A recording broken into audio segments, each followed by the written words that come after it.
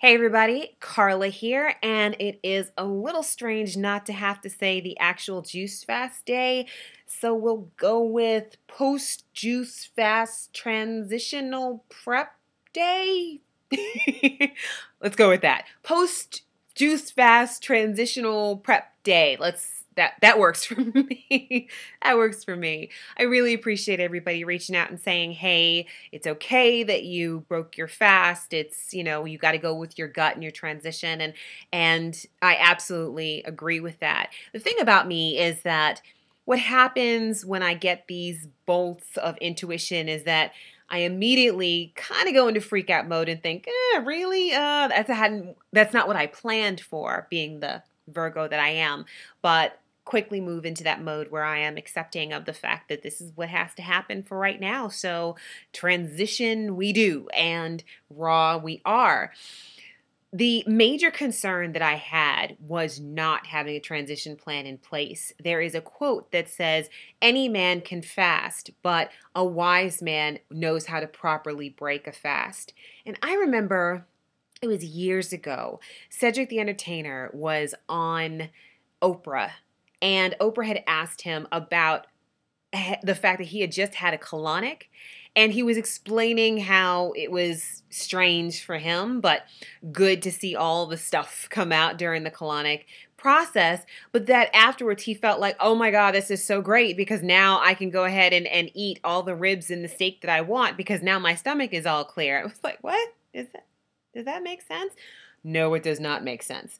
So the things that I know that I need to add into my transition plan is making sure that I continue with the colonics, because just because you've had all this wonderful time with your juice fast does not mean that them toxins still ain't sitting in your system. So to continue with the colonics is definitely something that I will do.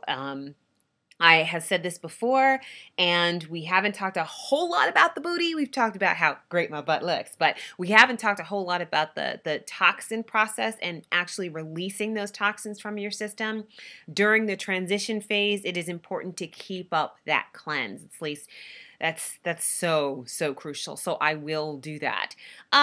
In addition, I called my local grocer that delivers to me, and I ordered a mess of bananas, and they actually had fresh dates on hand, and I have never eaten a date before. I think that I'm going to actually eat a date on camera tomorrow because I don't know what they taste like. I've tasted figs, and I know that I've tasted dates in stuff, but just to have soaked dates or just regular dates while I'm transitioning, I have never done that. So bananas is what I went with today, and then we'll try some dates out tomorrow.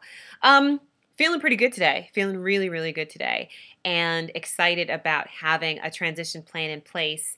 I was absolutely inspired by my friend Star Waters on Facebook, and she is going for 60 days of juicing. I think currently she's on day 48, and she reached out to her Facebook friends and said, thank you for your support. Would love some ideas about where to actually have my first transitional meal.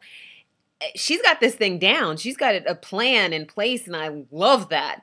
And her friends gave her some really great suggestions, and she had to refine it by saying, hold on a second, I mean that I'm going to have only fruit at the beginning. But to have that transitional plan, for anybody who juices for any amount of time is crucial. And again, that was a big part of my freak out yesterday. I was like, I'm not ready. But I'm ready. And transition into raw we are doing, because sometimes you just find yourself in the middle of stuff and boom, here you go. So bananas is a big part of the plan. Light soups, you can make a warmish raw soup in a Vitamix.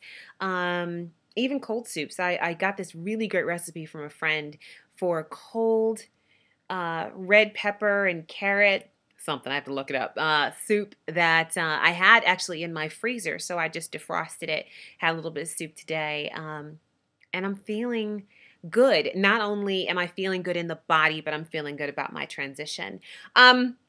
Final results from the juicing, and I'm going to talk about not just the weight loss results, but how I feel. Like I said, I'm feeling Pretty wonderful. And I lost a total of 28 pounds in the 44 days. I think that I could have lost more if I hadn't had those couple of episodes of eating.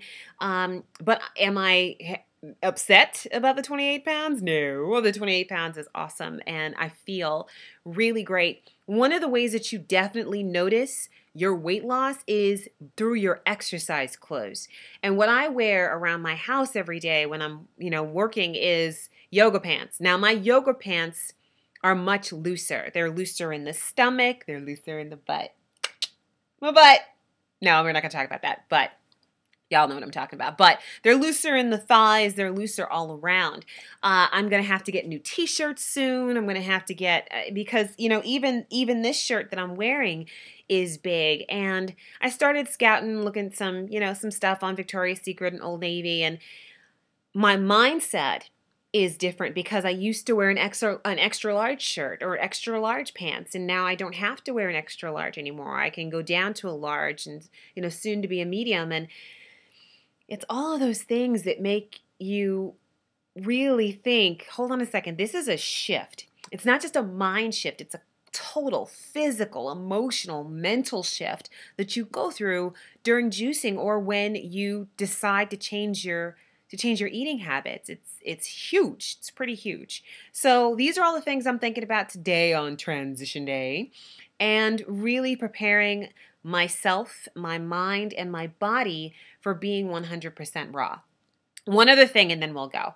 When it comes to being 100% raw, I really am, I am absolutely decided that when I move, I will have no stove.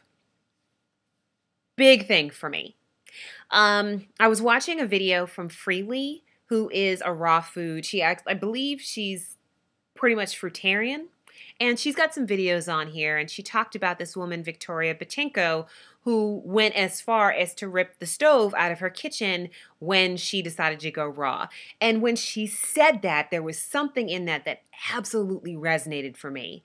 Because when you decide that this is the way that you're going to go, you have to commit to this lifestyle.